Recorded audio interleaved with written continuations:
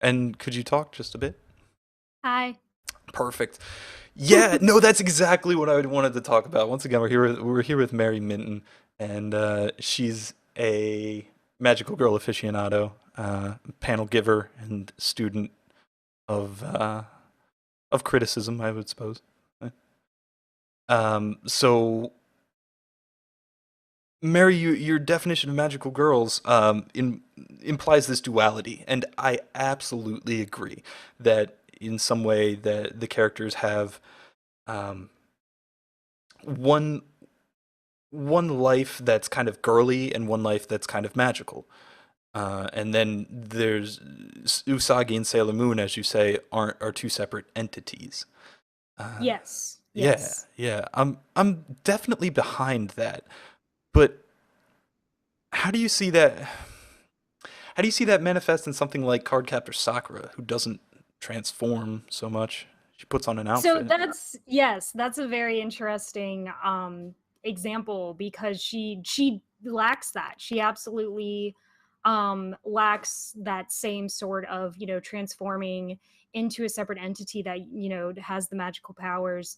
Um and I kind of want to point to how, Cardcaptor Sakura has a lot of parody elements in it, Hmm. which people, don't really like to talk about just because it's, oh, it's from the 90s and it was kind of like a lot of people's like first magical girl show, so they think of it as a starting point.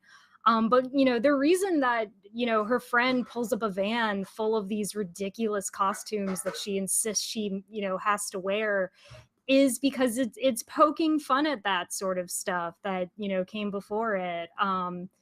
So yeah, Cardcaptor Sakura does lack that, but I think that since it's obviously pulling from the concept and poking fun at it, that's kind of its spin on that. Okay, and you kind of, I heard in the podcast you gave before that you kind of use this basis to consider something like Kill a Kill a magical girl show too.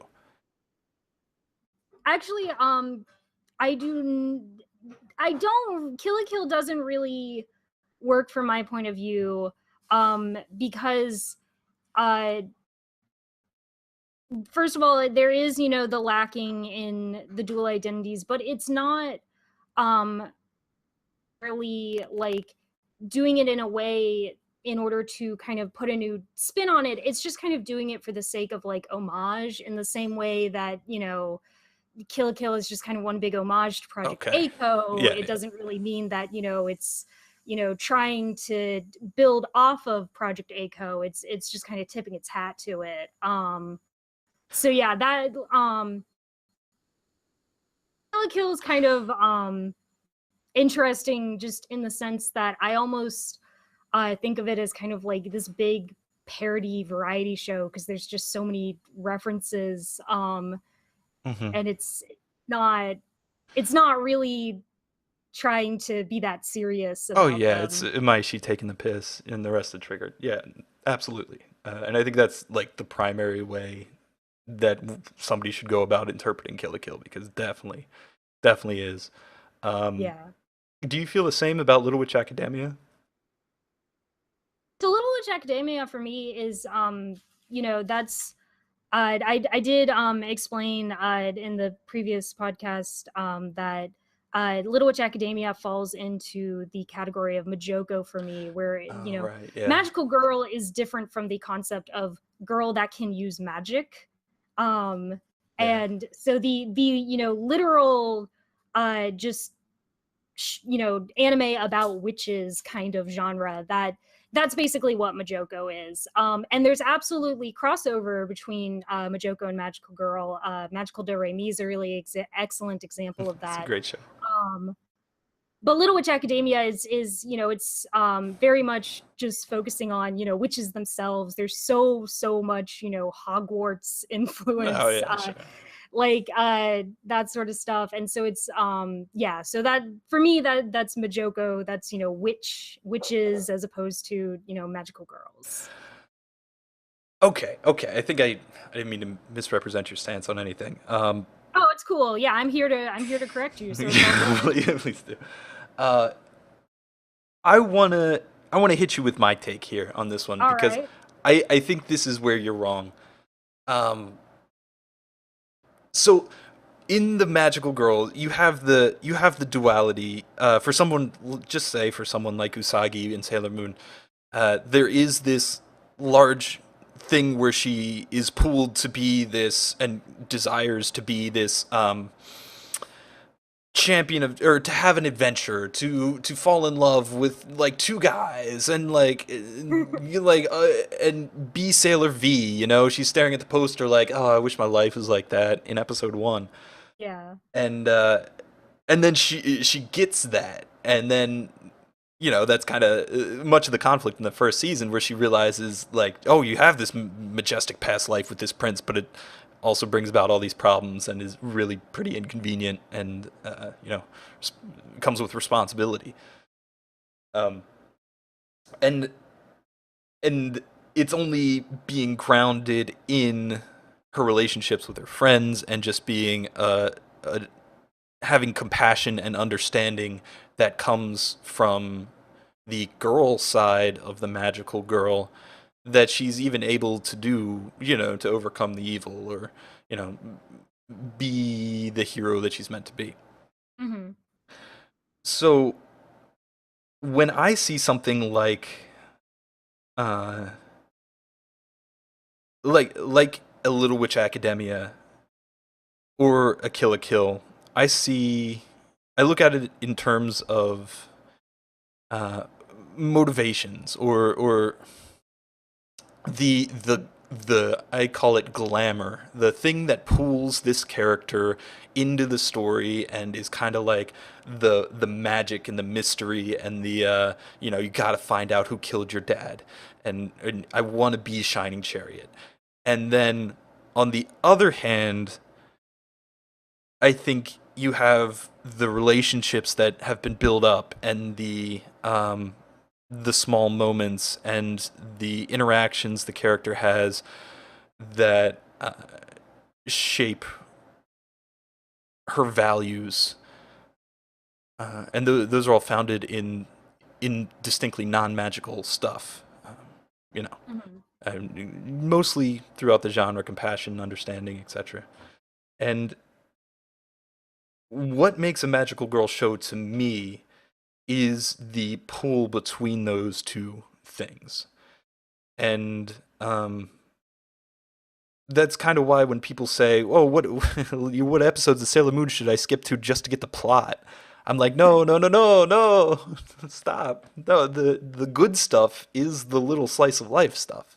That's the Yeah. powerful and impactful stuff that in the R movie, when they're all like, "Oh God, she helped us as a friend." That's meaningful and it comes back and it has value. Um, so I want to know. I get where you're coming from. I think that I understand it, but I can't help but see something like Little Witch Academia in the lens of this kind of pull to be, this desire to be someone else, like Usagi has, but then finding a new direction along the way, and a giant naked group hug at the end. Uh, and I I'm I'm sure there's other stuff, and I agree that there's other stuff that kind of makes a magical girl show, but I think that's the core of it.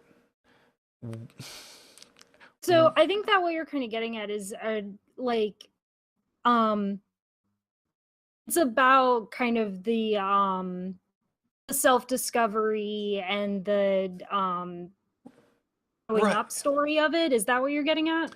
Or the who you are when you set out wasn't the who you are when you ended, or who you meant to be. You found out that your whole, objective was wrong. The whole definition of what you wanted was wrong. And the Hmm. things that are meaningful to you are kind of that Arya-esque, I want to be in the same room with you and appreciate the time we have together. I think that's interesting just because it I guess very broad. Um And I guess that's kind of the point, is that, you are extending it to things like Little Witch Academia. Yeah. Um, but I guess, what um, does that, basically my question to fire back is, how far are you extending that? Hmm. Yeah, I get you. I get you. Like I don't know if you've seen Penguin Drum by Ikehara. Yeah, like what, like, Yeah. okay, so, something like Penguin Drum, that along with a lot of Ikuhara's Sailor Moon, post Sailor Moon works, I kind of feel like it's paying, like, homage to things like magical girls Hmm. transformations and, cute little mascot characters, but they aren't really magical girl shows. I really Yeah, wouldn't, yeah, yeah. I wouldn't really be like, I oh, you I you no, like right. Yeah, you're not gonna take the you magical like girl. Sailor Moon, like, you like Yeah. Sailor Moon for the happy slice of life. You'll love, like, penguin incest apples, people in cages, child broiler. I suppose that's the best way to look about it, as a recommendation. But I do think there in Penguin Drum, the conflict, at least early on and later on too, is really set up as kind of that pull of this is this ridiculous supernatural stuff is kind of ruining our togetherness in our moment, and we want to fight for that. And you know, Kanba kind of embraces it. Ringo definitely embraces it. She's got her fantasies up in her head, and then Shoma doesn't want any of it, and he's not all. He's like, this is insane. Why don't we just be normal and have a normal life together? So in the way that you're like, yes, I wouldn't recommend a Sailor Moon fan watch Penguin Drum, but I think if someone liked Sailor Moon for the, nor would I call Penguin Drum a magical girl show at all, but I think if someone likes Sailor Moon for the that drama that comes, you know, all throughout the series, but mostly in the end of the first season, uh, Yeah, the then Ikuhara bits. yeah, well, yeah, I guess. Although I think you could find it elsewhere too. I think you find it in Princess Tutu. Princess Tutu is interesting, because I don't know if you're familiar with, like, Ikuhara Bingo. It's just something someone cooked up, that you can find. But you can win Ikuhara Bingo with Princess Tutu, despite him, like, not having a hand in that project. Yeah, yeah, yeah. Um, but Like uh, but it's the same director for, that beginning part of Sailor Moon. Sato. Uh, Yeah, no, yeah, and he absolutely. and he was kind of, uh he was kind of the guy that, kind of showed Ikuhara Oh kind of yeah. like the ropes when working on Sailor Moon and stuff. He's Um he's so hands off. He's kind of a direct, kind of like a grandfather, kind of like pointing you in the right direction, but then letting you go. yeah, yeah. And so I think interesting when you compare something like, I guess, Penguin Drum to Princess Tutu, because to me they're not really, like, directly connected. It's more that they're just sort of, coming from that Hmm. same source, Yeah. and, branching out in different directions. Yeah. If And that I, makes I sense. no, no, and I definitely do. And I think the kind of the pull of the glamorous versus the appeal of the togetherness is also manifest in tons of other shows. Like that was like Peter Parker's like, I'm going to stop being Spider-Man because the people I like could get hurt because of it. Or like Evangelion when, spoilers, when Shinji's got Kaoru in his hand and crushes him. And that's like the whole big thing there is like, well, you're going to destroy this happiness you had with your friend just because you have to. So But I guess, like, um extend this concept, to things like Evangelion, or, um like, sense of, being called to, mhm. heroism, but, Yeah. needing to also, still have connections in your mundane life. Is this really even something that, magical girl? Is this just, something very broad? Or perhaps I should say that, yeah, no, it's something very broad that I think is intrinsic to any magical girl show. Would you, Okay, would you be, okay. would you be willing to make that claim? I'm extent. I think that the sense of duality and the sense of a normal, everyday, just kind Yeah, of your average Josei type of protagonist right, yeah. can have these, powers suddenly given to her and can take on adventure for, better or worse. um I absolutely think that, that is something that is very key. But I'm not sure if, having it specifically be um the mundane um being incredibly important to the, fantastical Hmm. identity that she takes on. I think that's absolutely important in something like Sailor Moon. Hmm. Um, but I don't really think that it extends um Hmm. if that makes sense. Yeah, I suppose it does. I would, I don't know if you can pop out an example off the top of your head, but I'd like to see a magical girl show that's set up in a way that doesn't. I think that we're seeing a lot of the I guess kind of the more recent go back where magical girl is now this very like solidified image of the Yeah, like it's almost like a type of like given occupation or something. Like everybody knows what a magical girl is. right. And Codified. Yeah, yeah, it's codified, exactly. And so I think like I really hate bringing up this show just because it was so not good. But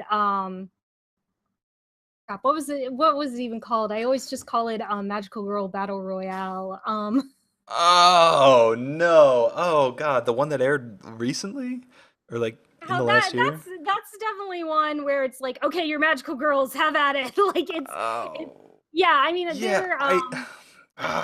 Yeah. See, you bring you. That's a good point though, because if we have to necessarily include that show under the category of magical girl, where it shares none of these what I would call core themes or concepts of the magical girl genre. Man, yeah. I I would. I really regret that being the first one that kind of came to mind, but it's recent, so I was like, It was a terrible, terrible show. yes, not even worth not worth mentioning. But I'm all here we yeah. are. I hmm. I would almost be willing to say that's not a like not a true and scare quotes true Yeah, magical girl so show. that's It's a but then that's getting a little dicey there. I guess I can you throw like I don't think well maybe I don't I know you're very fond of the Cutie High Defense Club Love show. Oh, I'm actually not super fond Oh of it. really? Good, because I don't Well, think that it's show. it was this issue of it's thing that people were like very excited about because it was like, oh, now we have Yeah. magical Yeah, boys, and it's yeah. like, Ugh. no, this isn't kickstarting a new trend. This is a parody. Yeah, Like and this is it's specifically a Sailor Moon parody. It's not even like right. magical girl as a whole. And it's very surface level parody too. Yes, it is, and it's fun. Like it's absolutely fun. Like Bishi's undergoing like Sure. goofy transformations and Yeah. waving around love sticks is fun. But it was not the groundbreaking work that a lot of people make it out to be. Um, Right. Another Yeah. another thing where you keep specifying, kind of the girly life, the girl aspect of, Uh-huh. the mundane. So what do you think of magical boys? I don't think of magical boys. I Oh like God. that answer, but I'm going to force I you to elaborate. I would say the well, this kind of gets into one of the topics I wanted to talk about. I had a discussion with a good friend of mine on True Anime a while ago, and we talked about he didn't like Madoka and I don't like Gurren Lagann. And I don't think You don't Gurren like Lagann's. Gurren Lagann. No, I don't. And I tell you why. Um, I Yes, don't think please Gurren do. Lagann is a bad show by any means. I really don't. I think that Gurren Lagann is a male show, or as much as we want to define which values are attributed to which gender, I think that I am very in tune with things that um, can give power and legitimacy and to compassion and understanding and nonviolence. And Okay. I Gurren Lagann is deliberately not that type of show. It's about your inner strength. It's It's about willpower. right. It's internal. It's Yes. you, and it's not you together. You the collective second person. Plural. It's you the a story of a man, as they say. Yes. So, I the thing that appeals to me about magical girl shows is that she throw like Sailor Moon at the end of season 1. She throws her tiara at Tuxedo Mask. She like uses the full extent of her magical power, and that doesn't fucking do anything. And then the locket is the way to get through, and that like the show is telling you, and it is kind of why Sato is my favorite director because he does this a lot in a bunch of his shows where it's like that this way is the correct way, not this, shonen kind of battle thing of, just or under believe in yourself or I misrepresenting it because it's not my specialty or my area of expertise. But do you think that's a part of the magical girl show that these values are feminine and they're given power? You know, I'm gonna say no and take it that you're not a Precure fan. I like pre. I thought Heart Catch was wonderful. I thought it was amazing. I like Futariwa too. I thought that was pretty good. So Uh, I guess what's your take on something where, that very much is the, mm, violence is the answer. I guess a lot of it when it comes down to it, I'm not too much into that. Uh, but I think there's still that element of well, we've got to work together, which I guess is still a shonen trope just as much Yeah. as it is a magical girl trope. Um, I can say that I don't love the endings so much, uh, in that regard. But to say that Well, those all of Precure is totally about the stuff other than you know understanding would be a little too far. I think there's a lot of the girls getting to know each other and that's appreciating very each other. true, yeah, but especially in kind of those earlier seasons, it's, I mean, Yeah. you win by punching. Like, Yeah, that's kind you of get the to know each part. other and you become a team, but you still win by punching. Right, um yeah. And I mean, Sailor Moon has that too, right? It's kind of, I mean, everything aside from Princess Tutu kind of has that, right? I would actually so this is something that I've thought about, and I absolutely think that there is a type of magical girl that fits, what you're describing perfectly, where, Uh, the solution is um it is through actions that we associate with femininity, and I think that Sailor Moon and Princess Tutu are absolutely examples of that. mhm. um it just it it still doesn't, for me, it doesn't reach stuff like Precure. It doesn't reach stuff like, Battle Royale Mm. show. I think that, that's absolutely a huge element of Sato shows. Have you oh, it's on the Magic Users Club. Oh yeah, yeah, Magic Users Club. That That's cute. I feel like that kind of has Good a show. lot of that in there too, where it's there is sort of a lot of, oh, just believe in yourself, but it is isn't a very shonen-y show. That's more, quiet, Yeah. and just And sort of like goofy and about relationships. right. um and so I think that I think that what you're saying absolutely applies to a lot of Sato's works. And I'm sure there's plenty of other I don't think Yeah, it like reaches um the full kind of, I guess I don't think it reaches a lot of warrior magical girls. mhm, mhm. A lot of them, they're fighting, and a lot of them are fighting in very physical manners. Yeah. Even something, like Madoka. I mean, like, mommy uses so many guns. But maybe I don't want to say nonviolence, but I think Madoka is the biggest example of that. Like that final fight with Homer and Walpurgis Nacht, where it's like I'm going to unleash hell, like literally everything, the most Yeah. physicality, the most punches we could possibly do, and then none of that's going to work. Okay. Um, but I still think it's sort of this, like, I mean, now we're getting into Madoka, which is always fun. What? Madoka is really interesting just because, like, you're right, where it is, that full force violence is not portrayed as a solution, but Yeah. it's still, that's kind of part of what, Madoka's picking at, where we have this image of, the fighting magical girl, and how, Hmm. um that isn't really completely uh keen on, I guess.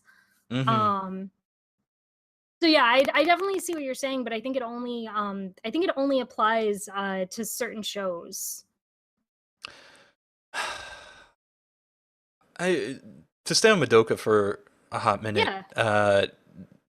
The reason I liked Madoka, or the reason like I always considered like the big discussion was Madoka Magica a deconstruction of magical girl shows, and yeah, you get that a lot, and it's like no, because those values win out in the end, and self-sacrifice and compassion, and yeah, that like always remember somewhere someone's fighting for you, and those types of things are given legitimacy. And that's kind of what rubbed me the wrong way about Rebellion, where it was kind of like a take back on those values, saying, "Oh wait, they don't win after all." Like JK.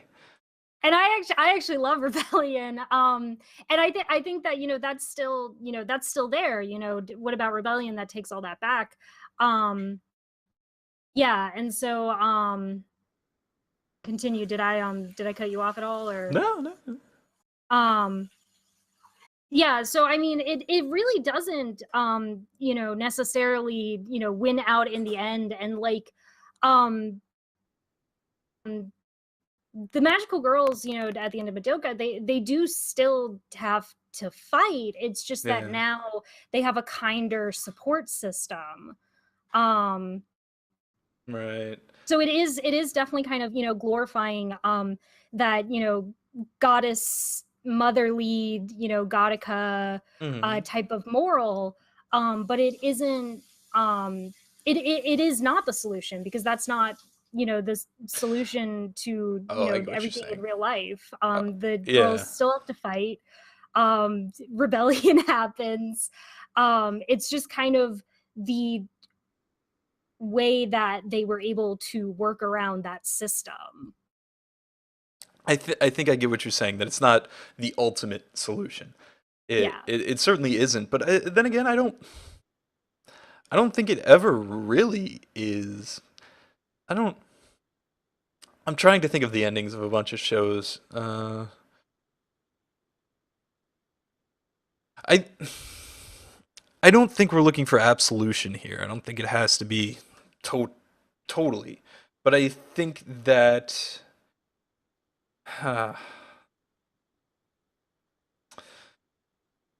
I think that magical girl shows are always bittersweet, or usually almost always bittersweet. And That what do you mean by that? there is some acknowledgement that the strife and the work that goes into it is an ongoing thing and continuous, and your presence will only make things better. They won't resolve everything. Like I think very much a lot of the people on the server like to talk about the ending to Utna, and this is kind of how I feel that ending goes. It's not that they win or they triumph over an Otri Academy gets torn down and everybody, that goes away. That still exists. They just are better themselves now, and they're in a better place now. So I And guess if I'm not cutting you off, yeah, or go. I guess now brings up the question of, does, are you extending the label of, magical girl anime to Utena Hmm. in this case?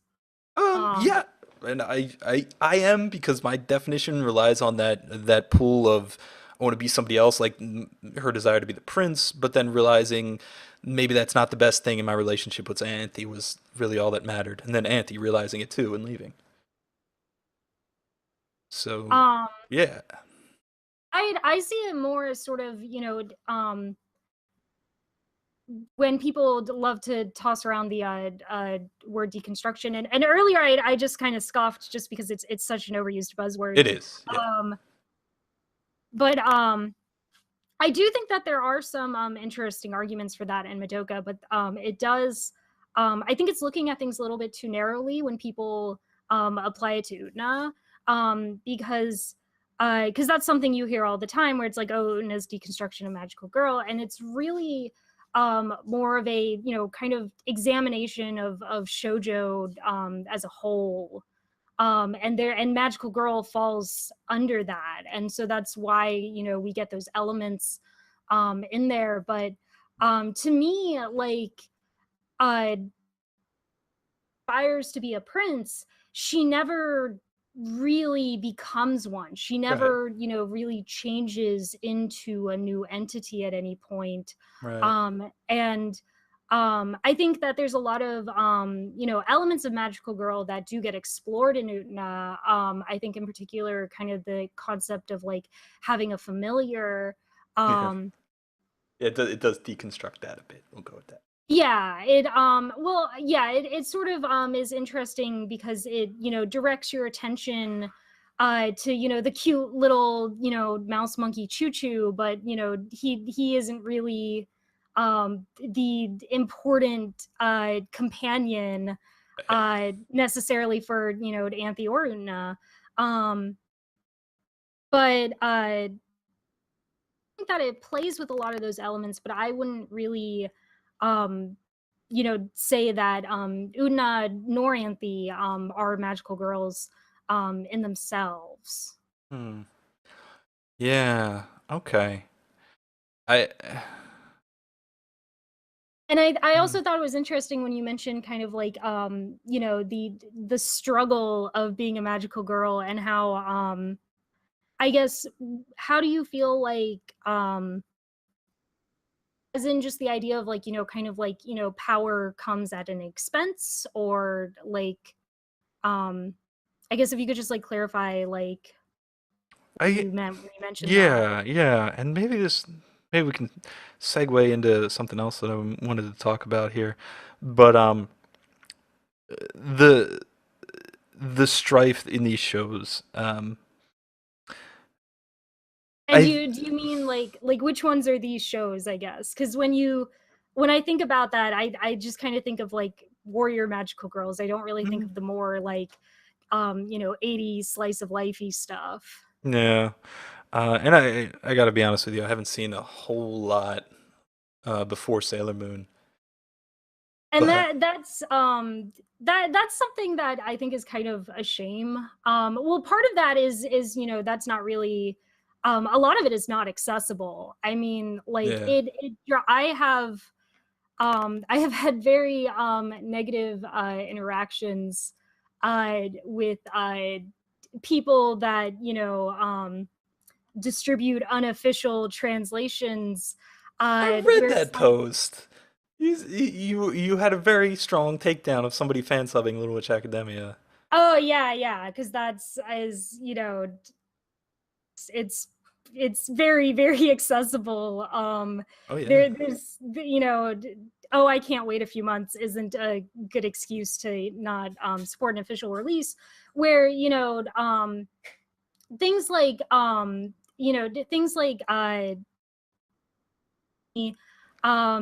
and Fairy Persia. I mean, those are like there's no real way to get them. We can't even get Minky Momo, which is so so iconic and so huge in Japan.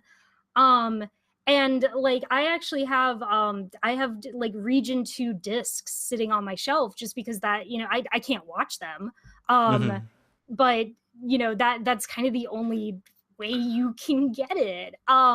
So you're kind of saying in your argument there that like these people who are spending the time doing this thing that's ultimately redundant because there will be official subs should be instead using it on shows like Mickey Momo. Well, because that was kind of the purpose of fan subbers originally, was that okay, there's no other way to get our hands on this stuff. And way back in the day, you had the supposed vows of, okay, once it gets a release, we're gonna stop. um and that that just isn't that's not the mentality anymore. The mentality is i I am entitled to have this as quickly as possible. Hmm. I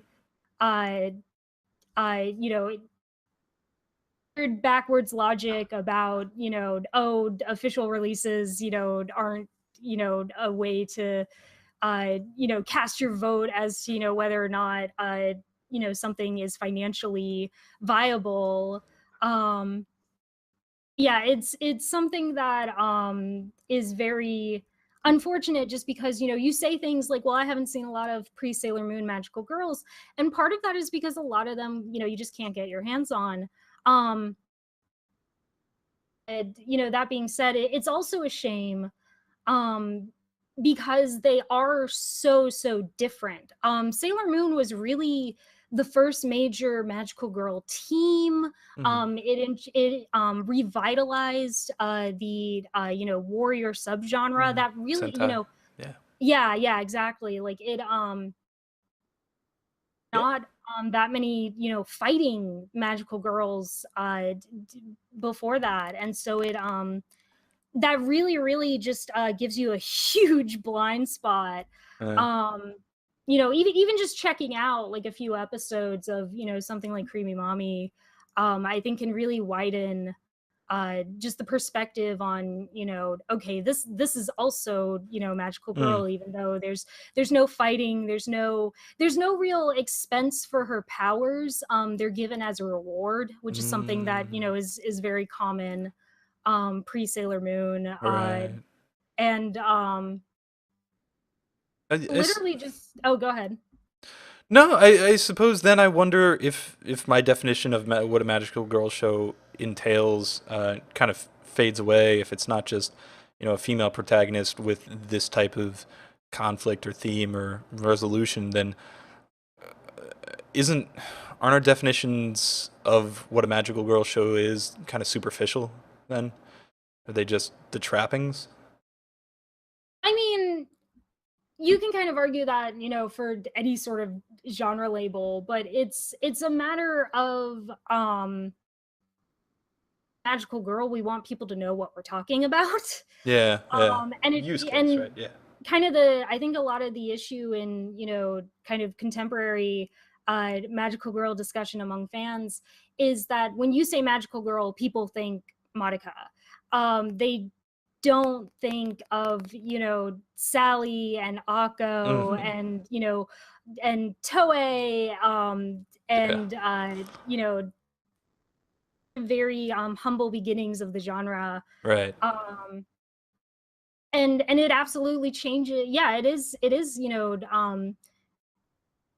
you aren't really, you don't know what you're talking about, if you're just kind of throwing out magical girl, and you weren't really sure of how wide your net is actually casting. Hmm. um Um, I so yeah, wonder if that's kind of more a thing of anime at large, with it anime absolutely is. being Yeah, so I mean, iterative. Yeah, that in some way the database has changed, and now what a magical girl is informed primarily by Madoka Magica instead of anything else. yeah, there's absolutely an extent to that. I mean, yeah, Madoka Magica was definitely at least a benchmark, in that codification of, we can't really think of in the same way again. Yeah. Uh,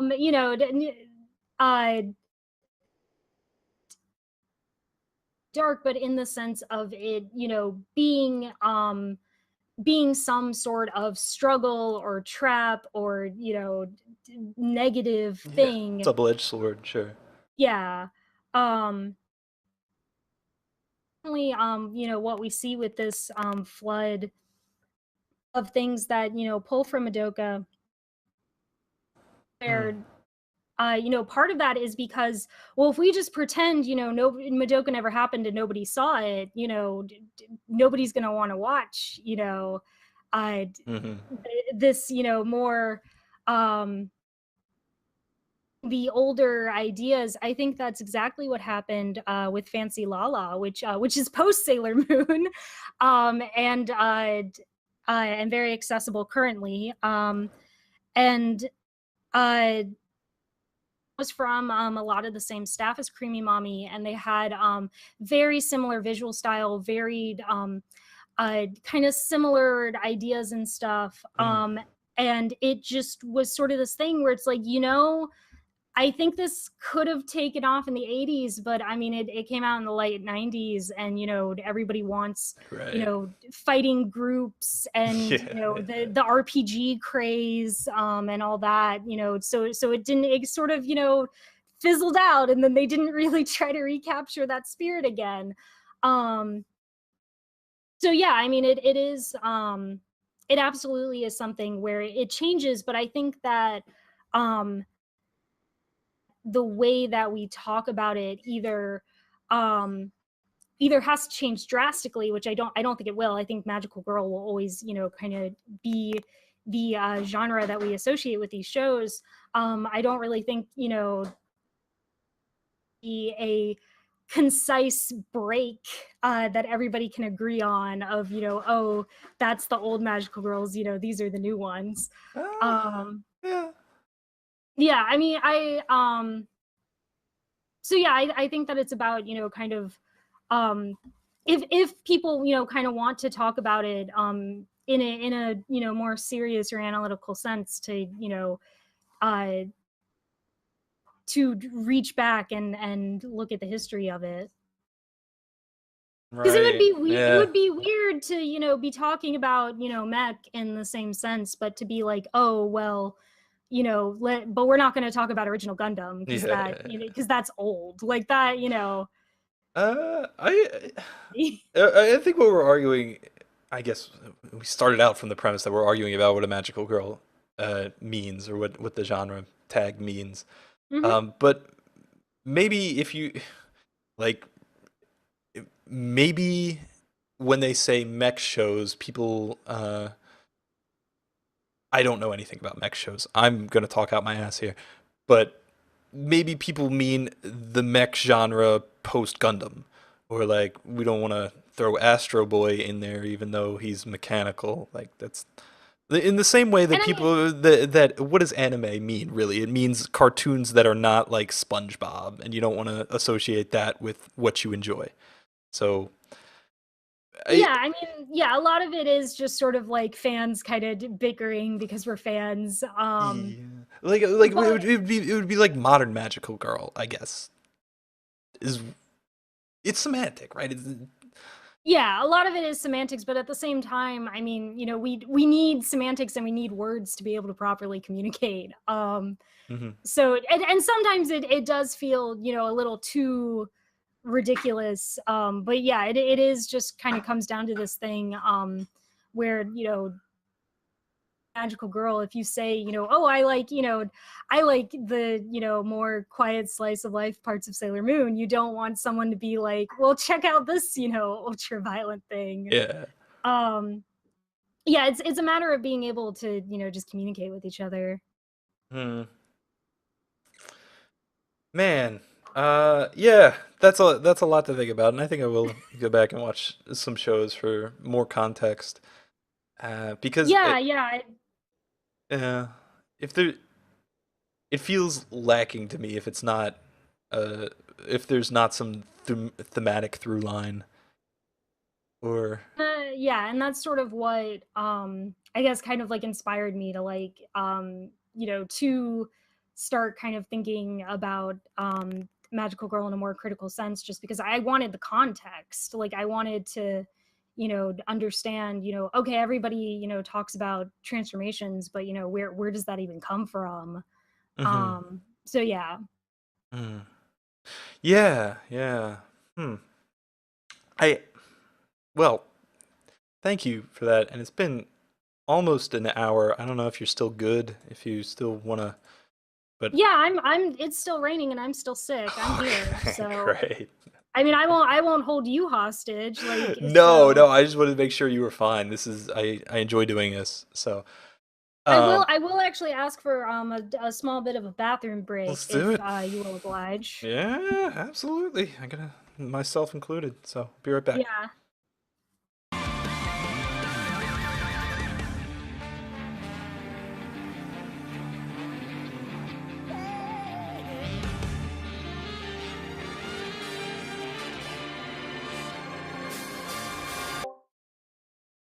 Hello. There is more stuff that I wanted to ask you specifically about. Yeah, Um, what's up? but I want to kind of go about it in kind of a convoluted way. Do you know Sounds good. Saya Yamamoto? Um, She was the director for Yuri on Ice, for Michiko and Hatchin. yes, I am Yeah. familiar with her work. Okay. Yes. All right. Cool. So this came up yesterday, and people were. I was trying to explain uh, what was really meaningful, or why I think she's a great director, and it's this idea of honesty that I may or may not have done a good job conveying to people. That in her works there is not only an element of believability or realism, but the believability and realism extends to the situations that I don't have the same point of view as these characters, but through, vicariously through what happens in the show, I'm able to experience what they're going through with them.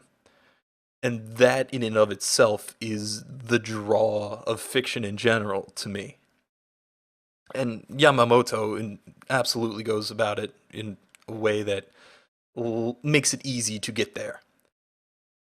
Uh, And I will rebuttal with when you say realism and believability, I hmm? immediately think of, you know, Fujiko loading her gun with lipstick. Yeah, Um, yeah. and being able to, you know, The, hit Lupin on the cheek from, you know, across a giant room, and the, right up there with, you know, Michiko driving a right, motorcycle, right. you know, on top of a train. That show's pretty surreal in a lot of parts too. um, So not realistic to the world. What I'm talking about more is a realism to the characters' feelings and situations and the decisions that they have to make being placed in these situations. So, uh, what was that one episode of Fujiko Mine where she kind of strips naked and is playing or in the every water? episode. Oh yeah, no, yeah, you're right. Um, I don't well, think there's a single episode where we don't see her nipples. this is true. This is true. Yeah. But Yeah, so I don't know which one you're what talking what about. what I want to say is that there are moments where I understand Fujiko Mine and the situations that she and the other characters are placed in, the kind of the hard choices that they have to make. Um, Perhaps this is like in Michiko and Hatchin. I don't know if you've seen that, Yes, but yes. there's like this one part where there. My favorite episode is the one with the Carney girl that's in love with the other guy in the circus, Oh, okay, yeah. and yeah, she goes on talking about her life, and she mentions her period somewhere in there. And I was like, whoa, she just casually threw that out there because it's not something you ever see in any anime ever. There's also, Except for only yesterday, and well, but yeah, like it yeah, like that's yeah, not in the it's very database very of what, uncommon. Yes, yeah. absolutely. And there's this one scene too where kind of Hatchin's on the bed and she's poking at Michiko's bra and kind of like Yeah, laughing at how silly it is. Uh, yeah. and those are the types of moments where I was like, "Oh man, this is the situation these characters are in," and it's in those small little moments. I was given the believability to appreciate them and their choices and their situations on a very tangible level. And I bring up Yamamoto in particular because I think a lot of directors do this because she is uh I don't know, for better or worse, she's kind of the beacon. I guess her and Kyoani director too. The kind of the beacon for being a female and creating art in anime. Yamamoto is definitely the I would say the like most well known, if not most successful female anime director right now. Not sure if I can. First of all, you know her name. Yeah. I don't. I think you just said Kyoto Annie. You didn't say a Oh name. yeah, yeah. I Um, forget. I and you know and that. Yeah.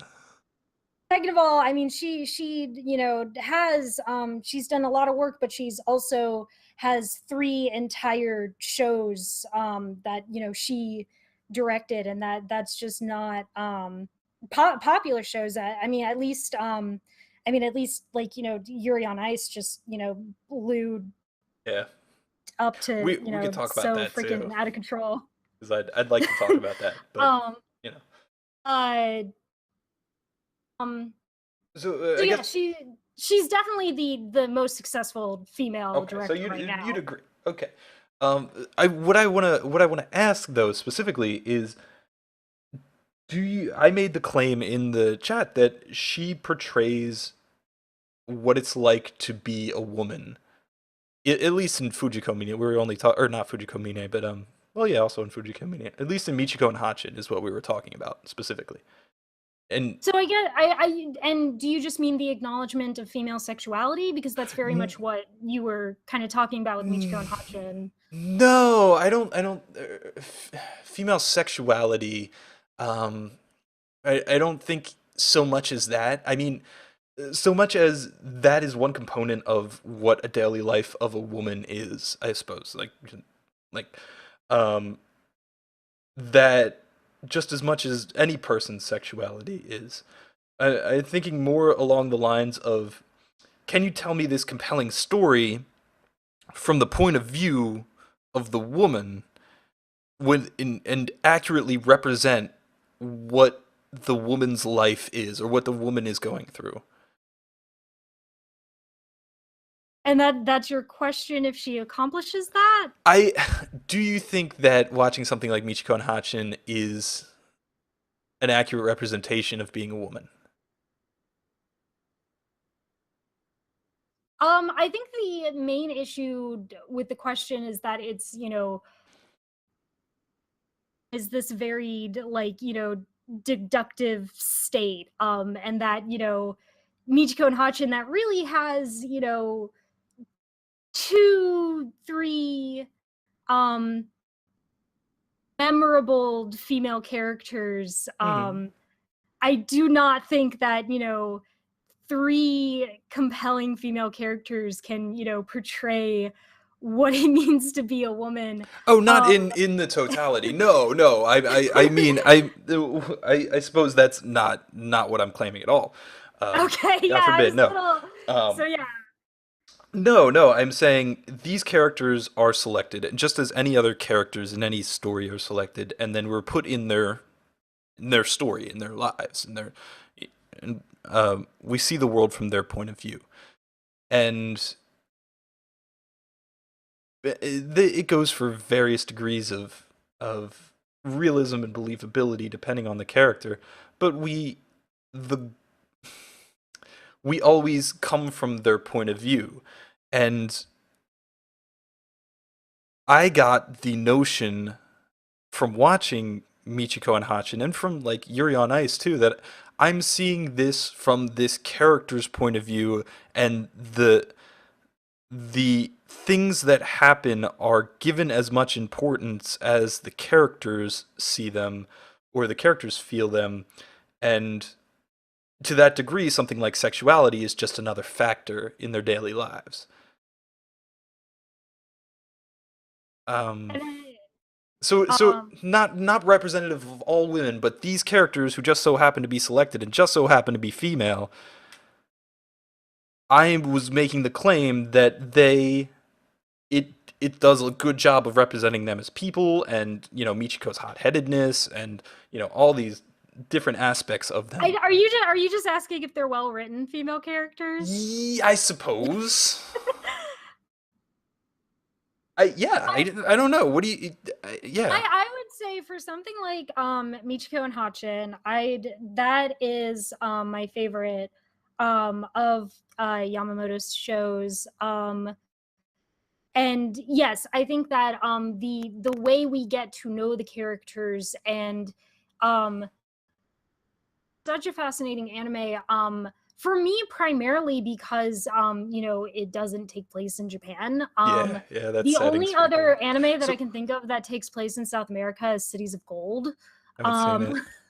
so it's very very gritty. It takes on a lot of nasty things like there's the heartbreaking episode with the uh girl that is involved with stripping and prostitution. Hmm. Hachin escapes the abusive Yeah, family. yeah. And I think that the reason that that show is gripping is because of things where it's not shying away from these topics. It's not shying away from things like sexuality, but it's also not Hmm. shying away from things, like um, prison and just all those that underbelly stuff that Hmm. we aren't really used to seeing when we think of first day of cherry blossom Hmm. school and cute Yeah. uniforms. um Let me interrupt there. I want to say, in the same way that I don't know what it's like to be a woman, I don't know what it's like to live in South America either. I mhm. assume the show is really good at showing me the point of view of someone who lives in South America as well. And you're gonna have to ask someone who lives in South America that. But Right. um, so it's I know that there's a lot of anime fans that um that are dark skinned and really really appreciate being able to see uh non-Japanese characters and different types of ethnicities in what I think is safe to say a good show, and playing the lead role. I think that it does do a great job of kind of thrusting you into a different perspective from maybe what you're expecting. um but yeah, I might be getting sidetracked here. But did you what were you asking again? I wanted to use that as kind of it was probably not that effective, but I wanted to use that as a segue into what does it mean to be consuming anime and reading anime from this specific point of view related to gender. And do you mean that just in the sense of from a feminist perspective, or um Mm, something so broader? I suppose what I want to say is that when I read something, there's a bunch of different readings and some that I'm not aware of, and I like talking to other people and seeing what they come up with, eh, and those readings I think are, you know, here and there, and some I think are less supported, some I think are a little more supported, um, and I usually try and pick the reading that I want to say what the show is about. Pick the reading that I think is best supported by the evidence within the show. And reading something, you know, that's very clear in what it wants to do or what it attempts to do or how it asks to be read is generally pretty easy. Uh, what's always struck me as odd is that someone would come to something and say, I'm going to read this from a feminist point of view, and then, you know, take whatever show and yeah, if you read Dragon Ball from a feminist point of view, I assume it's a terrible freaking show. Uh, but yeah, that's not the way Dragon Ball asks to be read, right? So I want to know what's your impetus for going about consuming things from the feminist point of view, and how do Okay, you go about it? I think I understand now. I think that uh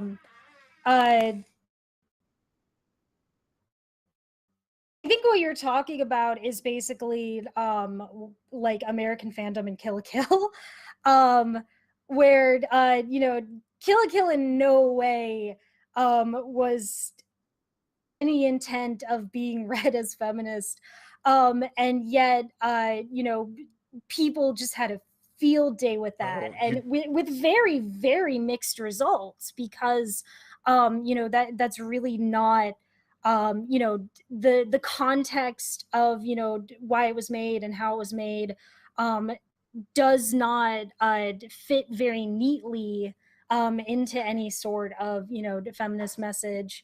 um and don't you believe me? I've had arguments over that, and in the past, long, involved, detailed I mean, arguments. we all did, because it took over. It was so huge, Uh, and thankfully has quieted down. yeah, Um, that's the kicker. That before you move on, I don't want to interrupt your thing, but like, I mean, that's just b- the reality by the end of of the show, you were kind of like, oh, it was decoupling sexuality from nudity. Oh, I get. Okay, yeah, and that's just the reality of simulcast culture. I mean, yeah. the biggest hits, no one really, we're just on to the next thing now. There's very very few shows that break that pattern now. um but yeah, so um issue with picking and choosing what you read as feminist is that like, you can't really turn feminism off.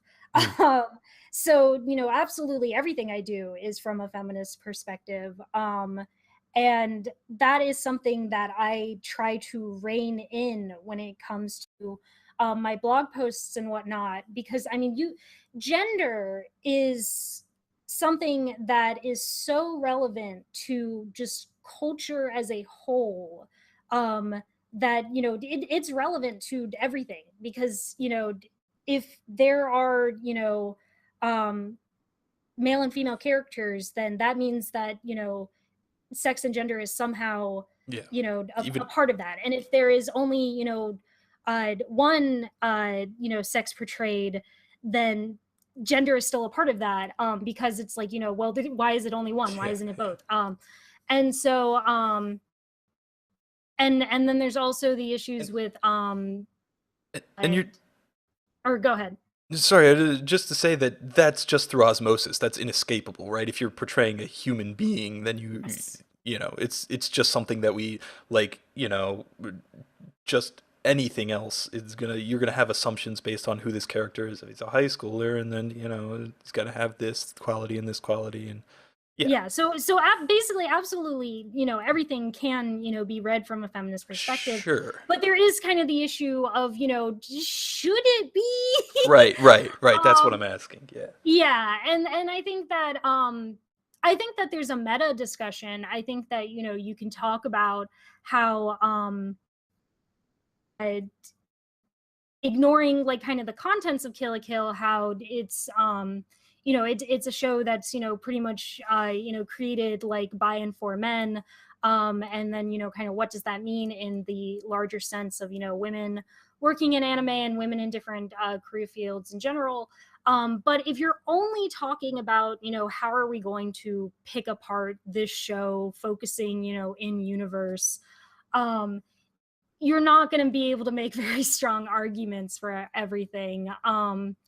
So yeah, I guess as to what, how do you know if you should or not? I mean, um it just has a lot to do with if uh gender and sexuality are something Mhm. that is, I guess, important or noticeable in that show. I think Gurren Lagann is a really interesting example because I mean it's its female characters are awful.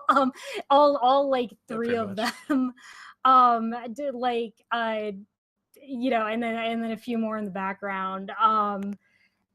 It's it is definitely something that is focusing on a masculine perspective, and so it doesn't um Yeah. and It's for that reason, or go ahead. no, no, no, no, no.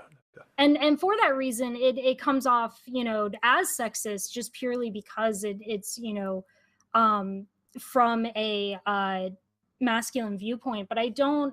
Um I don't think that's sort of, you can kind of talk about that meta where it's like, oh well, why did they decide that all the important characters were Right. that I all of like kind of the main important characters are going to be men. But I I don't really think you can talk about like um why Kamina's mantras really ring with modern feminism. mm. I don't know if you're going to have the best job with that argument. Okay, all right. And yeah, that's kind of how I saw it too. Or the meta discussion is super interesting and one that I definitely want to talk about. Like, yeah, why don't we have, parity in the number of directors that are male and female, or stuff like that in general. Mhm. Or in Kill la Kill, they famously wrote all the characters as male and then just made them female at the last second. And so it is this thing where Kill la Kill I think is interesting because of that context where these weren't written as female characters. These are just they were just written as male characters, and that is interesting meta discussion behind that too, where um well, how do you write male and female? How do you can't have a single character kind of encompass the single definition of what it means to be a female, and Uh, so does it matter? mm. um yeah, And there's definitely a conversation there. does the meta, and this is the part of feminism that I've always liked, is I think, and correct me if I'm misrepresenting this, but I think that meta discussion extends to, how do we attack these issues? And it brings to light the idea that there is some weirdness here, or something that we can work on.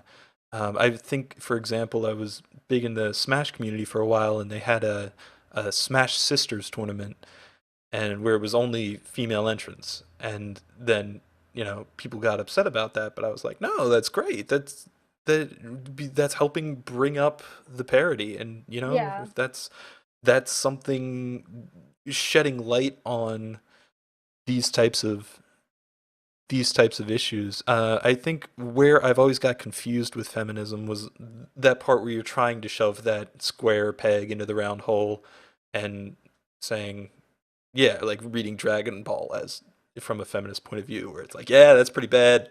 Yeah, it's not a good, or Gurren Lagann. Yeah, it's probably not doing that at all. Yikes.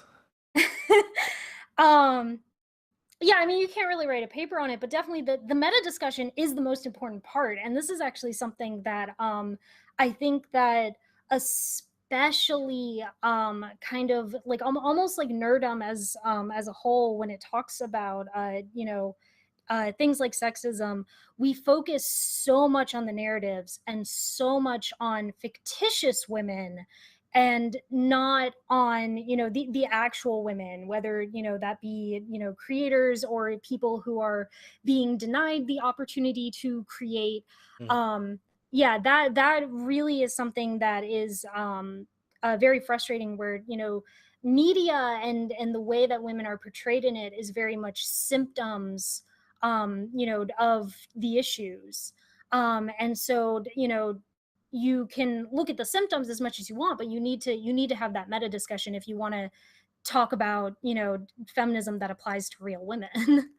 Right, right. And on this, I agree with you about it being a symptom, but I think that the part where I'm excited about it is where it's actually a tool to kind of open it up too, where it can be deliberately manipulated in like showing someone who doesn't really understand the female perspective something like a Michiko and Hachin, where they talk about those things that men would never even consider so casually and just as part of their lives. And I would I would point something on more like only yesterday, where they have this whole like kind of little subplot about her getting her period and stuff. And yeah, I don't know if I would point someone to Michiko and Hachin, but yeah, it definitely is being able to portray different perspectives and being able to open up those conversations is absolutely something that's very vital, and is being able to sympathize with female characters is definitely something that I think anime can definitely be used for. Oh, so I don't want to belabor it, but that you wouldn't recommend Michiko and Hachin to as a female point of view, or like You know, to get to know a female point of view. Um, again, it's just kind of it's a little too like narrow, since Michiko and Hajin is primarily about kind of like the action and the and kind of the dark themes. It's really something that I would say is a good gateway into, considering aspects of sexism. Mm. Um are things here and there. um it's not, not really held down in any sort of way. I mean she really just kind of like busts wherever she feels like, in a crop top and hot pants. It is like, I'm here, I'm gonna do what the hell, whatever the hell I want. And so it's very much, this uh fantasy like action show, things like her riding the motorcycle, on Hmm. the train and stuff. I mean, it's definitely a power ride. um So i you think that if you are no, go ahead. I think that if you're looking for something specifically where you're like, oh, I want to, learn more about, issues that, women have to face, I think that you would want to, that wouldn't be the best entry point. Mm. I yeah, yeah, I kind of get that there's a lot there that's not true to life, I suppose. Maybe true to Michiko's life, but not true to our Yeah, lives or our lives as people in general. yeah. Um,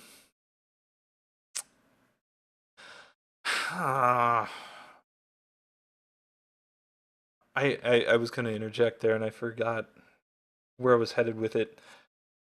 Um, so I, perhaps I know you don't want to talk for all feminists, but I've you said that she kind of busts in there in the hot pants and stuff. So there's this famous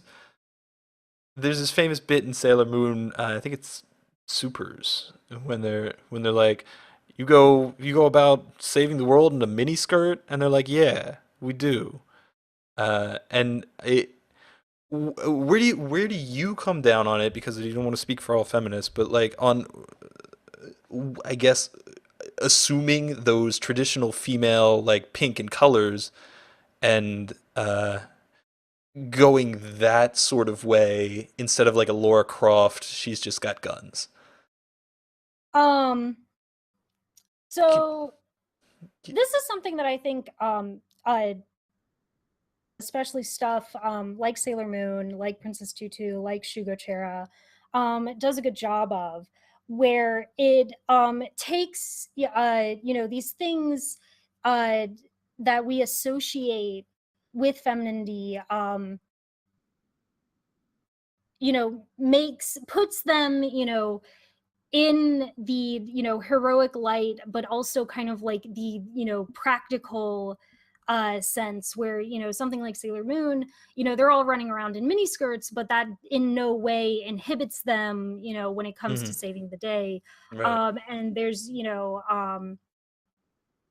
about how that helps to mitigate the stigma um against against things like femininity being useful, and Mhm, being something to turn to when you need to look for a solution.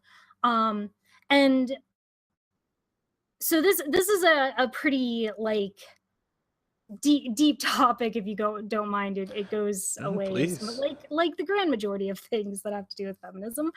Um so um the issue is kind of looking at that stigma of oh, you're running around in a mini skirt, you can't you can't be a hero like that, you need big manly guns, you can't um enemy and talk about their feelings and help Yeah, them with a yeah. healing spell. That's not going to do it. And so um stigma, the reason it's kind of there in the first place is because the symbols that we associate with femininity are things that we are very impractical in a lot of cases. High heels is a perfect example, where that is something that inhibits your movement, Right. and while the Sailor Scouts have no issues running around in them, that isn't how that works in real life. And so Mhm. there's a disconnect where something like being able to save the day in high heels, there's this question of,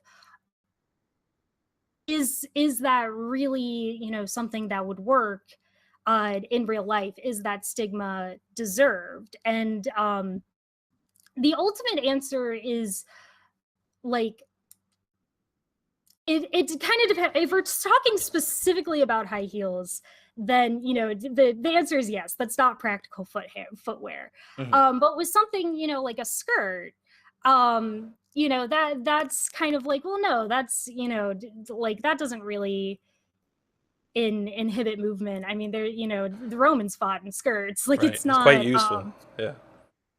That Sometimes. stigma is attached is because we see a skirt as a symbol that we associate with females and femininity. And so in that case, the stigma is not deserved, because it only exists to kind of put down the concept of a woman being strong, or being able to accomplish things. Mm. um that's, I guess, that's my best attempt at doing it kind of in a concise. No, I appreciate it. Thanks. Unless we can, I mean, there's Yeah. other tangents I can go on, but Yeah, you'd have to I charge will me let tuition for the, you know, right? I will let you moderate No, where we go next from there. uh, That's something that I've always wondered, and it came up to me in my life when it was my aunt was a homemaker. Her whole life, she raised three boys and one of the smartest people I ever met.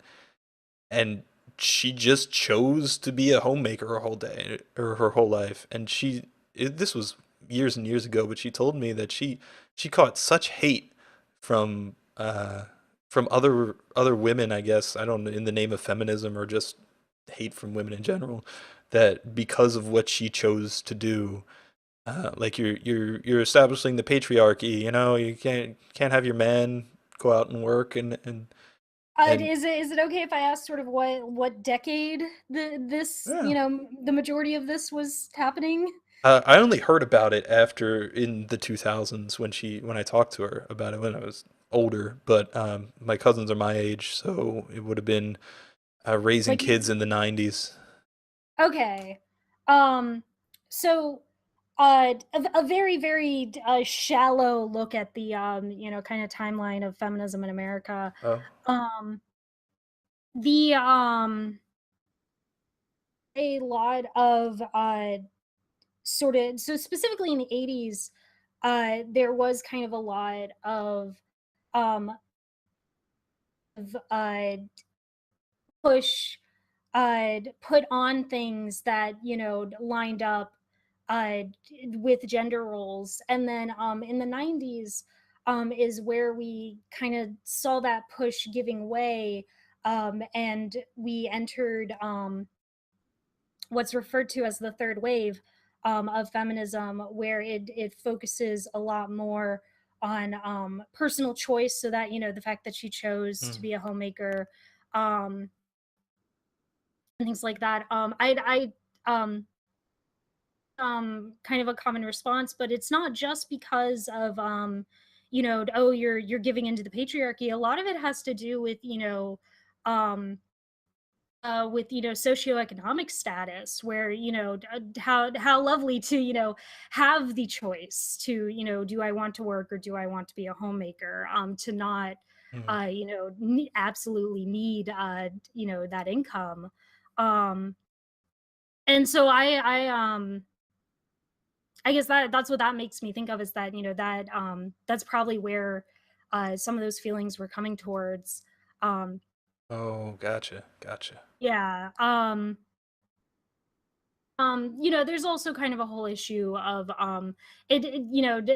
a lot of people call it just sort of like girl hate, but it's basically women who internalize misogyny and lash out at other women for no real reason, other than that that's kind of what they are socialized to do as they grow up. And so yeah, I don't know what those people's motivations were, but that those are some broader issues that might be connected. Mm. Okay, and I don't mean to. That sounded like you were.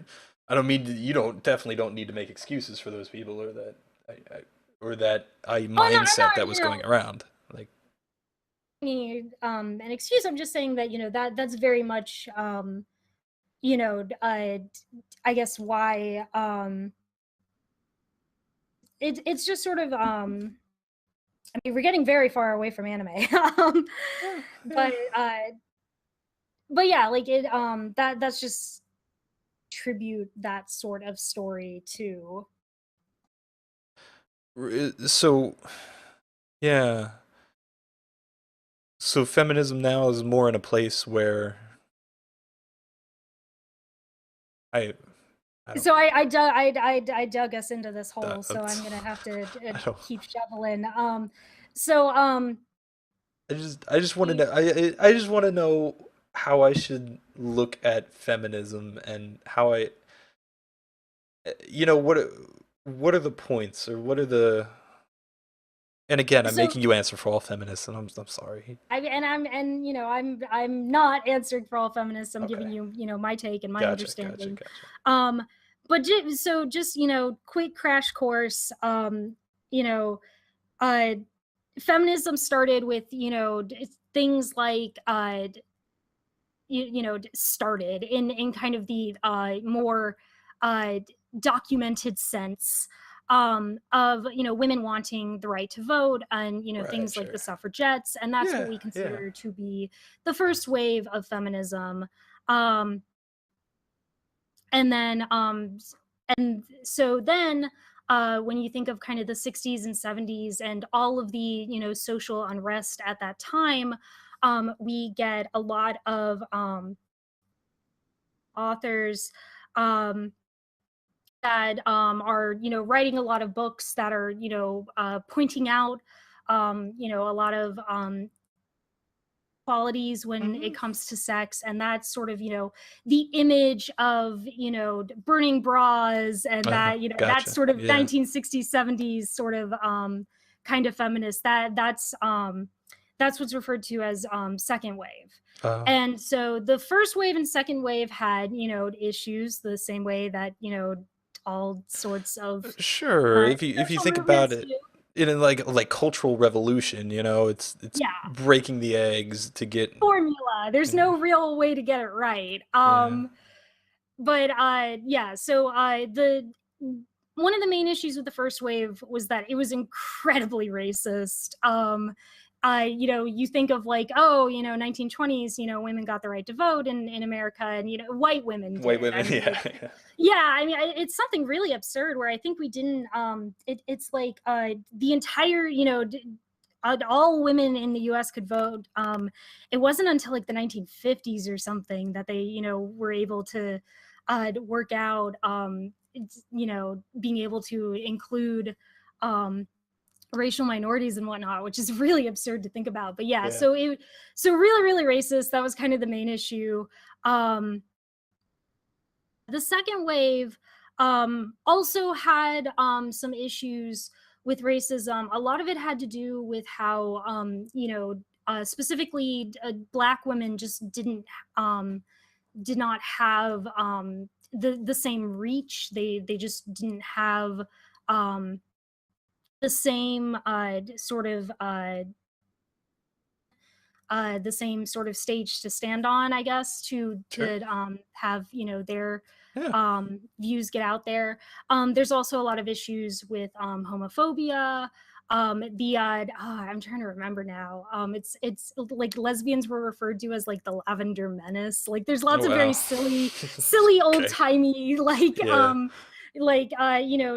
just issues within the movement itself. Right. Right. And that are kind of representative of the culture as a whole at Yes, the time. Yeah.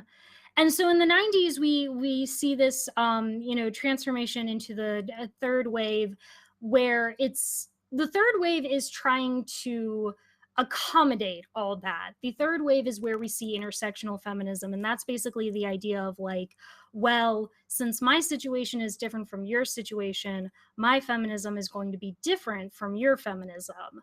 Um, and it's trying to accommodate different backgrounds and different sexualities, and this is also where we see feminism getting incredibly messy, just because now we have this incredibly individualistic viewpoint where every Yeah. woman has their own individual feminism and no one is really cohesive anymore.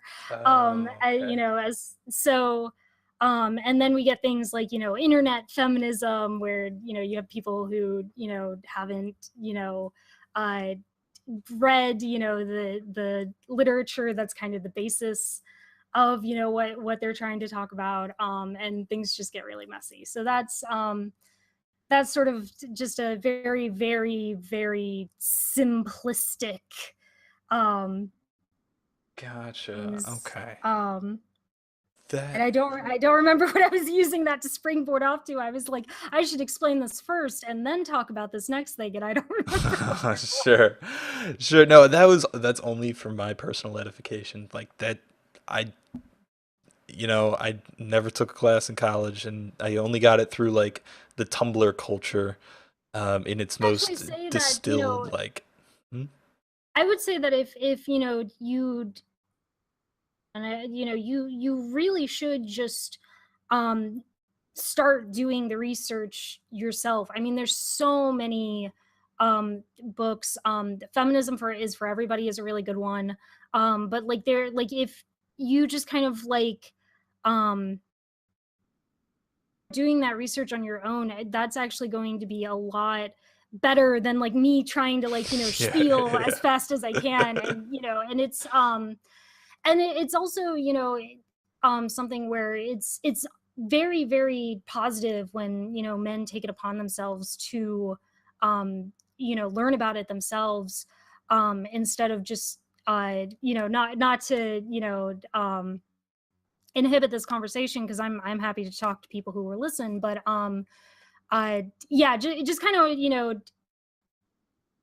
to well, can you just spoon this to me like real quick, like is that and then that'll be good, Yeah. and then that'll be good enough. And it's like, no, that's not good enough. You really need to like actually go out and read. um Yeah. so They yeah, that's a fun hot tip. and thank you so much for doing it because I do appreciate it. And I know it's an impossible thing. But I don't feel bad for ever kind of questioning or making somebody kind of summarize their position. Because Yeah, I do think that being able to readily articulate really helps what trying to convince people of your position. yeah, And yeah, we had that a while ago. Somebody told me to read an author for something I was talking about, and I was like, well, just give me, just explain what you're talking about with that. And and then he was like, no, you won't understand it if you don't read the author. Probably he doesn't want to butcher the original context of the thing, which yeah, again I yeah, understand. Yeah, definitely. yeah, But we're just trying to have a conversation, so I wanted, uh, yeah, and that. So I guess we could bring it back to anime now, yeah. and I feel like you've already answered kind of how and why to go about it, and why to read it from a feminist point of view, and how to do so. You've even given the Ghibli film only yesterday as kind of an example of maybe one where it's pretty good. But do you have any other specific examples from anime where you said, "Oh my God, this is women," or "This is pro-feminist," or this needs to be shown to people"? I think it's very unfortunate that there is not, the feminist anime. There's not, that simple. It's not Utena. um I was told it's Utena. I Uh, was actually gonna bring up Una. I was gonna bring up I would Princess Tutu, Madoka, and Utna are all about, struggling against a system that has been put upon you, and, trying to, figure out, how do you embrace this? Do you sure. try to get out of this box? And those are all great works to do feminist readings in. Dear God, I mean, we know that, Utna, probably all of them actually have just been picked apart, and people just keep going and going because they can.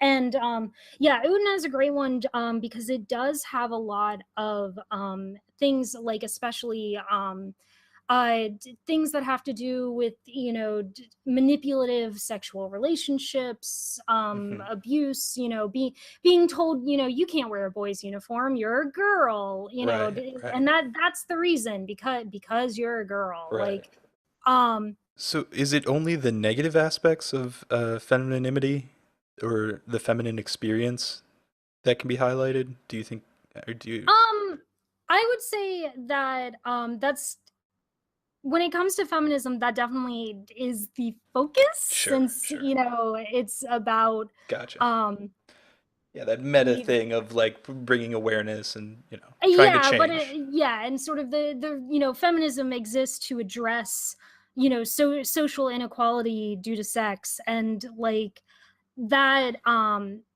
that isn't really fun. um, Right, yeah. Especially if you Pornland is a really, really good book that I would recommend to any kind of curious about where to start reading. when it comes to feminism and stuff, and that is it's about porn, and it's about how it's not really something that is fun, um, from the perspective of the women participating in it. And so, yeah, that one of the reasons that we want to, look at works that highlight, the, not positive senses of femininity is because a lot of feminist authors are trying to point out that femininity is something that's very inhibiting. It is very much something that is a social construct that women are assigned and supposed to fit into, and and how that's not great. I think I get you. And yeah, that focus there is the part that I don't think ever came naturally in sort of like a logical fashion. Um, huh, I don't know where I'm going with that, but A lot of things when eh, it comes to learning about feminism, it's not intuitive because it's literally about like accepting that things that you learned were a certain way, and accepting that the way your society works could be wrong. And that it definitely in a lot of ways there's really clever comics and things that compare it to like the Matrix, and that's kind of why we have like slang like woke, because it is this thing where you suddenly realize oh, this thing that I thought was completely fine this whole time actually isn't. That that's sort of a that's not intuitive, that's not what hmm, I wasn't supposed to necessarily realize this with the way that our societies are set up. mm, I'd like to hear the point of view, especially for uh, like you brought up porn in the porn land, and I wonder. uh, I'd have to read it, but Yeah, yeah, that read was it, read just the book. one That's one where of I'm like I don't. That's a job for. I don't see how that's any different than any other job, so I'll have to read and it. that's a big issue where um a job is something that you kind of it's an idea of you get some sort of fair compensation Hmm. for some sort of humane work. And when you get into things like porn, prostitution, sex trafficking, that is not fair compensation for humane work. That is I mean, it's just sort of like horrific. um Mm. yeah, I mean, it's especially when you get into stuff like sex trafficking. I mean, Well, that yeah, I that's mean, that's obviously, that's that's slavery. Like yeah, that's no, that, definitely, that's yeah, certainly that's not a job. illegal. No, I get that, and I just I uh I wonder what the I mean, that's sex slavery is different from pornography, and And that and if how you does that through line come about? Like, so the connection here is poverty. The basically like majority of women who find themselves um um, sort of situation are brought there by poverty. They don't have they don't really have a choice in the in the sense of needing some kind of income, you know, and that's sort of the mm, connection there is that they it's something that's brought about by men taking advantage of women in poor financial situations, and right, how there are industries that feed off of that. okay, all And right, And there is sort of there's an interesting site that was created by a woman called Make Love Not Porn, and it's kind of, it's basically a social network for sex tapes, but it's this idea of, um, it's not something that involves money. It's not something that, is is taking advantage of someone for financial reasons. It's, people who want to upload those sorts of things to the internet. And so yeah, it's read the Hmm. book. That's all I could say. Read the book. Yeah, I yeah, can't. We're that's getting so down into a hole. sure. Read the book. Read the book. Sure, sure, absolutely. Yeah, I'll add it to my cart. That because that I I don't know. Um, so yeah, do you? Anime. Yeah, yeah. Um, I suppose that's really all I had to talk about. I do you if you I don't know if there's anything else about either magical girls or femininity or porn that you want to talk about, like bring up. um it really only goes deeper. That's all that I can say. That it keeps going deeper, and it's all very interconnected. um and that yeah, I was actually uh out because we were talking about Otakon Mhm. before, and I do have a magical girl and feminism panel. I have multiple versions. There's the quick 1 hour, and then Yeah. the jam packed 2 hour. um and I was able to present it what year is it? It's 2017 at Otakon 2016. But I wasn't able to do it this year, which was kind of a shame. Yeah, I have, uh where and that's something where I try to basically touch on, just all points um that I can possibly think of. And so there's definitely more places to go. Oh Um man, but just quickly, maybe they're interesting. But I'm super interested in like where do you go on those? What are your spokes on the wheel there?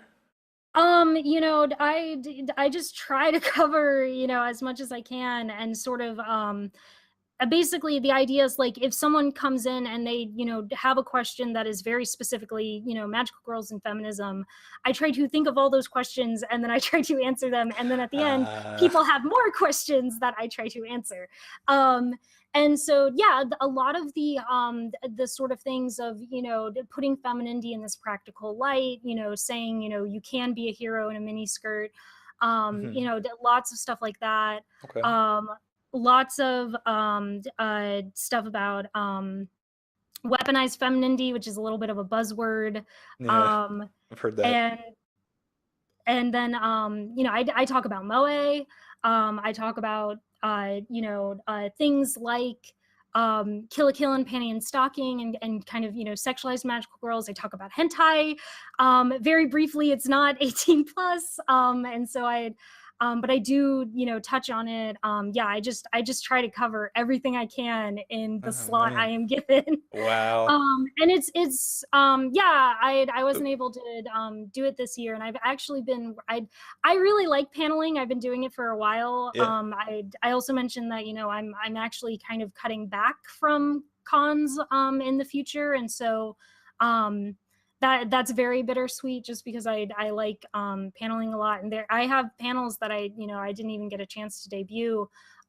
One of which I had a specifically, anime and feminism one. And it's more about that meta conversation. I talk about, how there's so like less than 10% of anime directors are female. Things like, when I was talking about the waves and stuff like that, that's very something that is akin to the Western world. You know, um Japan's history of feminism is different from America's, and Oh yeah. how, yeah, and how, see that difference, pop up in the different medias, and anime. Um, so yeah, I mean, this is just what I do when I'm given blank PowerPoint slides. So um actually Right. been looking into a good way to like convert my panels into something that is like online and accessible. But I've yet to find, something that Uh, works for me. uh, Um, you did so not even some recording them and putting them up? I have always failed at getting Oh that to really? work. Either I forget to hit record. I There was an issue where I had my husband recording one of my panels, and you could like hear him breathing the whole Oh time. And no. I didn't, and I was like, I'm not putting this up. Yeah. Yeah, so I've never gotten a clean video that I think is present worthy. I've always just had the most rotten of luck with that, so yeah, I don't know, but if I guess like you, or anybody else has any good ideas for me, I'd be Oh, very open to them. I t Just yeah. um because especially with that magical girl and feminism one, that one, it was, I think that's my most popular panel, just Mm-hmm. because they're two big popular subjects, so it's not really a surprise. But there was something, I talked about how there was that one year that I did like the 6 cons or whatever, and I like presented it at like every single one. It was just Mm-hmm. Mm-hmm. it was just, I pretty much had the whole thing memorized by the end of that. Yeah, I don't know when I'm doing that again. I don't know if that's gonna be at any cons anytime soon. Just because I am pulling back. So yeah, I hope, but hopefully, like, if hopefully that becomes accessible in some form at some point. I would think I I just a suggestion, but like Mhm. you could screen share and like just record it on your end, just pull up the PowerPoint and talk into the I mic. Like laughs at my jokes. Like that's oh, that is like the worst reason. But like because it the I guess kind of the medium of paneling is something I really like, because yeah. you have an audience right in front of you, Right, yeah. and I Yeah. have, I have parts where I'm like, okay, it's getting a little dry, time to write a joke in, Oh, really? Okay. and so I would have to kind of rework it, and that's something Yeah, that I'm trying to do, but it's just not coming together in a way that I like. um sure. so yeah, but that might be what I end up doing. We'll see. Yeah, I mean, if you need an audience, we've done town halls before, and people will listen to you. Where are you? I don't actually know where you're located. Oh, not town halls I mean, on the internet. Oh, Ugh. That was, okay, yeah. Hmm? that sounds like something that like my luck with technology would also inhibit. Well, What do think you about it. use? Yeah, we just server mute everybody, and then you give your presentation, or if you want the laughs, we'll leave them their mics open. But then people will ask you questions if you want. We did one where we had read information beforehand, so everybody sort of was on the same page, and then you'll probably get better questions from other people than you will from me. I guess Uh, that would be, yeah, that does sound enticing. I guess I wouldn't know how to set that up. So I guess that would be more, if that's something you would yeah. want to like Hmm. Yeah. I could- segue me into. Yeah. I would not be opposed, but that would definitely require effort on your end, just because Mm. I'm not that familiar with the program. Yeah, no, it's super easy to do it. Really, you just ping a bunch of people and then tell them there's going to be a person talking about anime and feminism, and then people will show up. I think a lot of people really care about it. The Like only a thing, voice, or go ahead. But y- yeah, I mean, yeah, we've definitely done it before, but the only thing would be getting your slides across to everybody else, which we would need some sort of screen sharing or Really, I Is could. it Huh? is it like an audio thing or a chat thing or Yeah, like yeah. I mean, people be in voice and will ask you questions. I mean, I could. oh okay. If if you want to take questions right now, I'll ping people and they'll. oh I don't Yeah.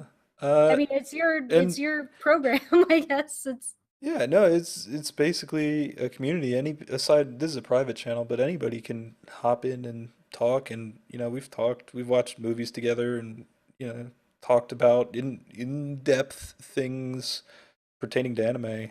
Um, and yeah, that's it's something that can be easily done. The only thing would be getting everybody to see your PowerPoint slides, which I'm trying to think of a way we could facilitate that. Uh, yeah, I don't know. I'm not yeah. yeah, I've familiar with the technology. That's another reason why I really like paneling is because it's in person. It's Yeah, very yeah, it's it's fun. very tangible. It's very, you don't have to worry about having an internet connection. So yeah, I'm much more uh familiar with the physical realm Mhm. than the digital. So yeah, you're more than welcome to like set that up and let me know, but I will definitely Yeah. be like the stereotypical like grandma that is like what is this I witchcraft box you have put I me in front of. think yeah, you won't get to see an audience, but I think we can share the PowerPoint presentation through Discord and have everybody just download it and follow along. I think that would probably be the best way. Uh, Okay. and then yeah, they would. I mean, it would at some point. It's just the whenever you're finished saying whatever you want to say, it would just be the Q&A portion of the presentation that you're used to. Okay. And yeah, oh, phone call.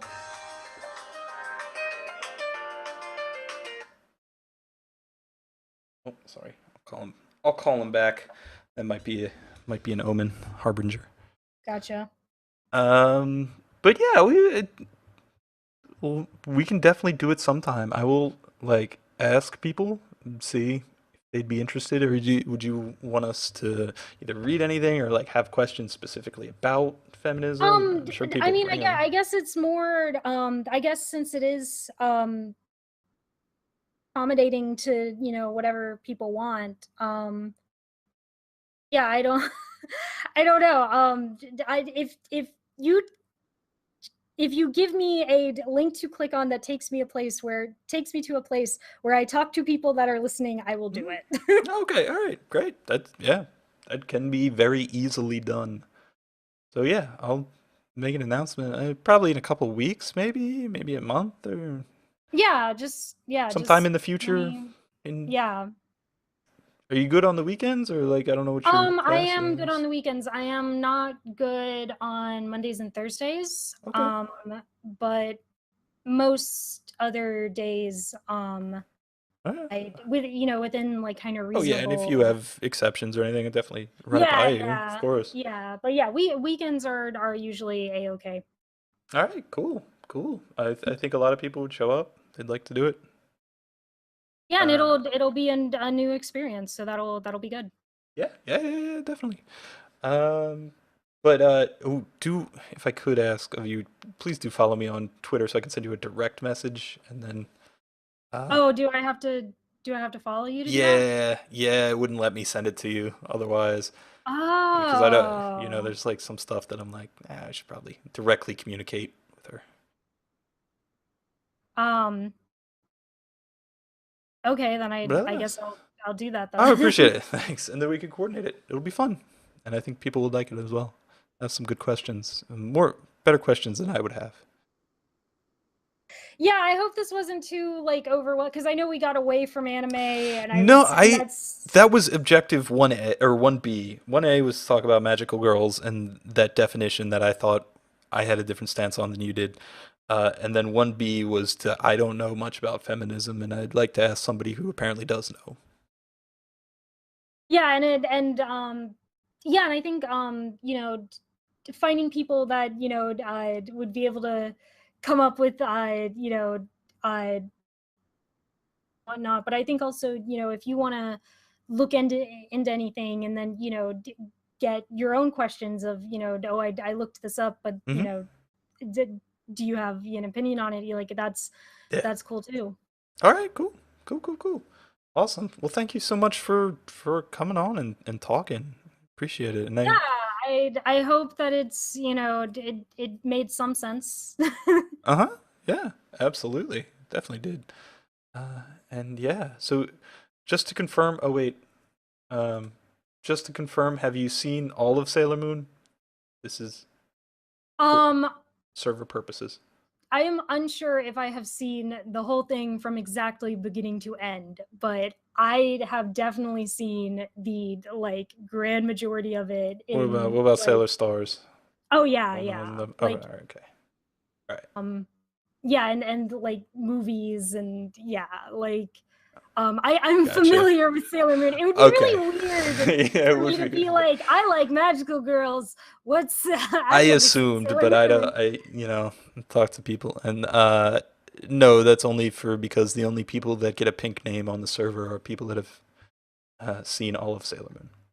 Ah, okay. Yeah, Yeah, I don't think that I am okay with not having that very well, badge of honor. very well. Um but yeah, the issue with Sailor Moon is that it wasn't I didn't actually watch it as a kid. Oh, really? Um I don't have nostalgia for it. Oh, And so it's not something that I'm like super into. Like it's something that, is really influential, and like, right, it's, right. the staple. You kind of like have to watch it. So, what'd you watch? Cardcaptor Sakura? No. I didn't really watch any of the kind of TV Uh huh. magical girls that got brought over. Uh huh. I didn't really get into magical girl until I was kind of more getting into anime as a whole, and Gotcha. yeah, and I did watch Cardcaptor Sakura pretty early in my fandom, but I'm not sure if that was like my first. I'm not sure. Was it a mystic adventure? Or were you watching the subtitles even then? Yeah, definitely subtitled. Okay. Yeah, I was not exposed to a lot of the botched dubs Oh as a kid. man. Ah man. Good times. I have Mm. been exposed to Magical Doremi's dub, and I will Oh make a no, it's not bid that for it, bad. because Yeah, that that's not one that that one bad. didn't get butchered really. I mean, Yeah. there's a few. My favorite is that they call sushi cheesecake. That's like my favorite. I get the polarization. Where like they're Yeah. blatantly holding up sashimi, and they're like, magic cheesecake. Like like there's things like that in there, but it's none of Yeah. this like, oh, they're cousins, like that didn't really Everybody likes to bring that one up. Yeah, and I think my other favorite magical girl dub is Princess Tutu. I love that girl's voice. Oh, yeah, that dub's great, because I mean that staff, like, they loved that show. That was a very loved Right. that had Yeah. love put into it. Oh, So do you?